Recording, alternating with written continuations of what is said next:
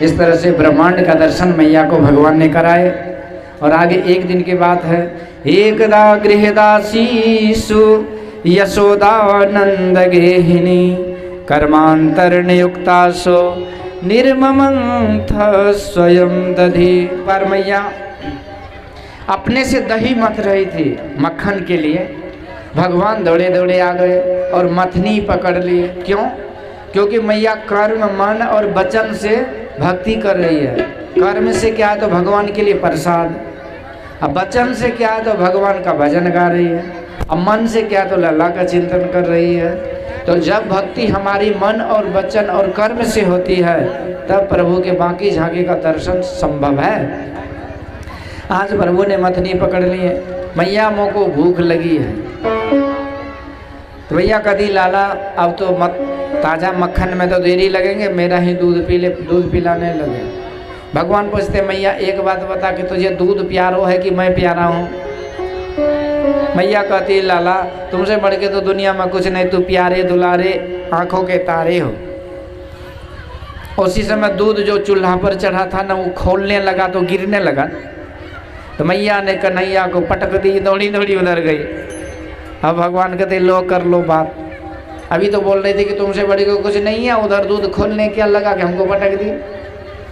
मैया प्रभु को इतनी गुस्सा आई ना कि वो मटकी वो जो मथनी था ना उसका वो मथनी लकड़ी का उसको हाथ में लिए और घुमा घुमा करके धड़ाम धड़ाम करके सारे मटके फोड़ दिए।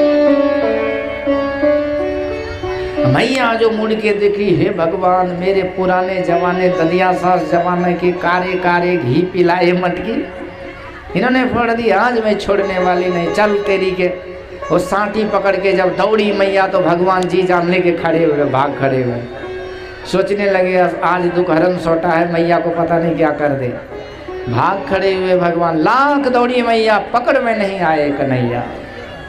सुखदेव जी कहते हैं परीक्षित, जो भगवान 100 करोड़ काल से भी महाविकराल है, काल भी जिसके प्रकोप से कांपते हैं, सारी प्रकृति जिसके आदेश पर सारे कार्य को अंजाम देता है, ऐसे अनंत कोटि ब्रह्मांड के अधिनायक भगवान आज मैया एक भक्त है, उसके बस में होकर के कैसे डरे डरे भाग रहे हैं। तो कर लो भागता हुआ ब्रह्म का दर्शन। बहुत दूर भागे, पकड़ में नहीं आई, मैया लाठी टेक करके बैठ जाते हैं, भगवान भी आगे जाके रुक गए। मैया कहती कन्हैया तो जल्दी पकड़ में आ जा, नहीं तो आज मैं बहुत गुस्सा में हूँ, कितना मारूंगी पता नहीं। भगवान कहते मैया तो मारोगी इसीलिए तो मैं भाग रहा हूँ ना आज। यशोदा कहती ठीक है तो नहीं मारूंगी, चल पकड़ में आ जा। तो भगवान लगे बात बनाने, अच्छा मैया बोल जाओ तू मारेगी नहीं तो करेगी क्या लाठी से? यशोदा कहती लाला हम तो बूढ़ी हो गई ना, तो बुढ़ापे का सहारा लाठी ही होता है ना, बेटा बेटे तो सब भाग जाता है शहर बाजार इंग्लिश मीडियम में, अब खो खो ढोंढो करो लाठी का सहारा लो, तो बेटा बुढ़ापे के सहारा तो लाठी है। ऐसे माँ के बाप की बद्दुआ लगती है बच्चा को, कुछ में सफलता नहीं मिलती है, क्योंकि माँ की बद्दुआ खाली मतलब माँ की दुआ टाली नहीं जाती, माँ की बद्दुआ खाली नहीं जाती। 4 बच्चे को एक माँ पाल लेती, पर 4 बच्चों से एक माँ पाली नहीं जाती। बेटा ये बुढ़ापे की सहारा है। भगवान कहते हैं मैया एक बात बोल, जब मैं आ जाऊंगा तुम्हारे पास तो क्या करोगे? यशोदा कहती बेटा कुछ नहीं करूंगी, बस आरती दिखाऊंगी, तिलक लगाऊंगी, पूजा करूंगी।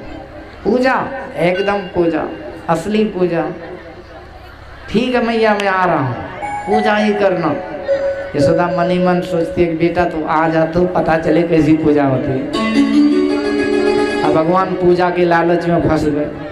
दुनिया में ऐसा कोई लालच नहीं जिससे आप भगवान को फंसा सकते हैं, कोई घुसखोरी काम नहीं चलेगा। दुर्योधन सोने का सिंहासन बना रखा था, 56 प्रकार का व्यंजन, तजा सकल पकवान खाए दासी सुत भाजी।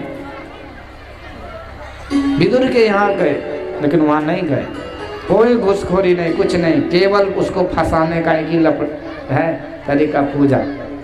अब भगवान फंस गए।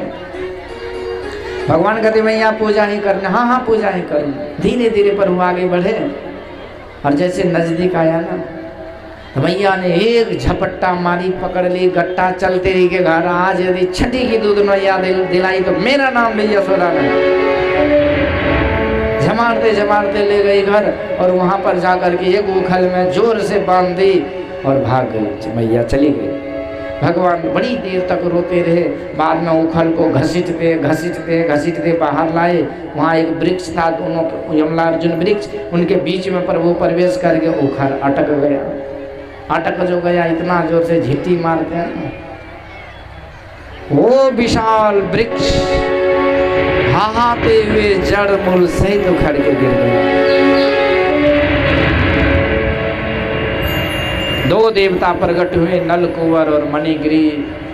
वाणी गुणानुकथने श्रवणो कथायां हस्तो च कर्मसु मनस्तव पादयोर्न स्मृत्यां शिरस्तव निवास जगत प्रणामे दृष्टि सतां च दर्शने सुभवत्तनुना। ये दोनों देवता स्तुति करते हे प्रभु, वाणी गुणानुकथने श्रवणो कथायां, मेरी वाणी आपका गुणानुवाद करे, कान आपकी कथा सुने, हाथ आपकी सेवा करे, चरण से चलकर आपके कथा सत्संग संत का दर्शन करूं। इस तरह सारे इंद्रियों के द्वारा मैं आपका ही चरणों में समर्पित रहूं, ही वरदान दीजिए। भगवान छोटे छोटे कर कमलों से वरदान दिए और उसी समय वो दोनों देवता प्रस्थान कर गए कुबेर लोक को। सुखदेव जी महाराज कहते परीक्षित, ये वृक्ष बना बैठा ये कुबेर का बेटा था, नल कुंवर और मणिगिरी। एक दिन नारद जी को देख करके सरोवर में स्नान कर रहा था, खड़ा नहीं, मतलब स्वागत नहीं किया, स्नान करता रहा। नारद जी ने श्राप दिया, जाओ जड़ तू, मूर्ख तू जड़ हो जाओ। इन्होंने गिड़गिड़ाया, सरकार आप संत हैं, क्षमा करो। नारद जी ने कहा तो वृक्ष जरूर बनेगा, लेकिन भगवान के आंगन का बनेगा। यहीं आज प्रभु का दर्शन हुआ और ये वृक्ष योनि से मुक्त होकर के देवलोक कुंवरलोक को चला गया। इस तरह से अब भगवान यहाँ से देखिए बीच में जैसे खाली हो गया है ना, जैसे आदमी का किसी किसी का देखिए माथा पर बिजला केस जो उड़ने लगता है, ऐसे बिजला पलोट खाली हो रहा है। आप लोगों को जाना नहीं है, थोड़ी देर कथा होने दीजिए और फिर आरती हो जाएगी। भगवान को आइए हम लोग वृंदावन ले चलते हैं, तो थोड़ी सी वृंदावन की झांकी का दर्शन करके फिर आरती। हो मुझे प्यारा लागे हो, मुझे प्यारा लागे प्यारे ब्रज धाम सांवरे।